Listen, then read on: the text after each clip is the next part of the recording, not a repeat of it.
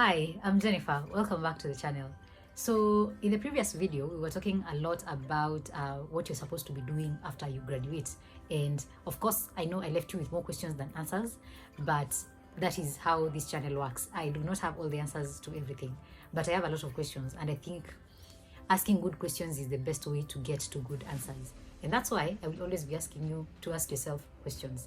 So in this video, again, as is the norm, I will be asking you to ask yourself a couple of questions before you decide whether you want to go into private practice or not. And the reason I think these questions are essential is because you don't want to become one of the statistics about businesses that fail in their first year. And yeah, because that's just demoralizing in many ways. So we're going to be discussing a few questions you should ask yourself about going into private practice. And in those questions, you might find the answers that may help you make that decision. The first and the most important question I think you should ask yourself is, are you ready to be a business owner? Going into private practice is a huge step from just being a regular therapist, because you will be doing things that are beyond one-on-one sessions with a client. You'll be doing things beyond therapy services. You will be many things in the business. And so you need to develop, first of all, a business mindset. You need to learn what it takes to start a business, what it takes to run a business, what it takes to grow a business, and what it takes to sustain that business, and eventually what it takes to make sure that your business stays in business for as long as you can, if that is your goal. Again, you need to know what your goals are with a business. So the most important question is, are you ready to be a business owner? Are you ready to do the things that business owners do? Are you ready to invest the way a business owner would invest in their business? Because if you start a private practice, you are going to be owning a business. You will not just be a therapist. Yes, you will be a therapist, but then plus a business owner. And a business owner thinks different from a regular person who is not a business owner. And so you will need a mindset shift. You will need to know what it takes to do business, and you will need to learn a lot of things that you were not taught in school. And I know I've said that previously. Running a private practice is not something we are taught in class. It is something that you learn, and you learn by applying yourself. You learn by going out there and looking for that information, looking for those skills, interacting with other business owners, and learning what they do to make their businesses grow and prosper. This first point is usually the biggest thing that most people struggle with in the beginning, because you realize that you have to do a lot of things that you didn't know you needed to do, and they take so much time and take you away from the work of being a therapist. So sometimes you might feel like you're not actually doing the therapy that you went to school to study, and yeah, it can be very exhausting. And that's just the reality of running a business. Truly, deep down in your heart, are you ready to be a business owner? That is the first question that you need to ask yourself. The other question is, are you going to do this private practice as an individual, or are you going to do it with other people so it becomes a good practice? And if you are going to do it as an individual, that takes you one direction. If you're doing it as a group practice, that takes you a different direction. So for example, if you're doing the business as a group practice, are these people who you're bringing on board going to be your fellow founders? Like, are they going to be business partners that you're bringing on board, even if they're therapists? Or are they going to be employees that you're hiring? That is something you need to know, and you need to know the difference. Because when you're registering your business, if you're bringing in partners, it's going to look very different than if you're registering it as an individual. And that's why you need to know in advance, am I going to be doing a group practice, or am I doing an individual practice? And if I'm doing a group practice, am I doing that group practice with partners or with employees? If you find employees, well and good. Remember, now you're no longer just a business owner, you're also an employer. So their lives, to a degree, are very connected to you, and you are responsible to a degree for their well-being. As an employer, your life looks very different from just being somebody who's working with partners. It's not the same. So if the people you're bringing on board are going to be partners, again, that dynamic is going to be different. You need to understand how to work with people. You need to understand how to work with business partners, how to delegate, how to split responsibilities, how to make sure that everybody feels that they are part of the business as partners. Are you also going to have employees and partners at the same time? Again, remember, that will require another set of skills, handling different people, making sure that everybody pulls their weight, making sure that everybody feels valued. if you decide that you don't want business partners and you're going to do this private practice as an individual, my question for you will be, are you going to hire people to help you do the job, or are you going to do everything by yourself?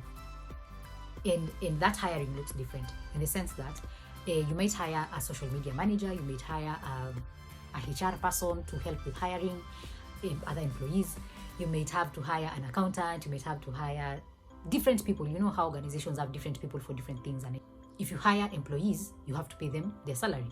If you decide that you are going to do everything by yourself, that means, again, you're going to have to learn a set of skills that you didn't know. So if you decide you're going to create your own logo, you have to find out how to create a logo. If you are going to create your own website, you have to know how to create your own website. Like, the things that you choose to do for yourself, just know that you're going to have to learn them if you don't already know them. And that is something that you need to think about, because it takes a substantial amount of time for you to do these things and finish them and then set up your business and let it go up and running. Remember, the more things you do by yourself, the more time you take away from you practicing therapy with a client. Because if you're the one running social media, if you're the one creating the content, if you're the one posting the content, if you're the one managing your website, you're the one running around with accounts and KRA and all those things, if you're the one following up with everything, it means there's just one of you. So it means that you won't spend that time, the time that you spent with doing those things is time that is spent not seeing a client.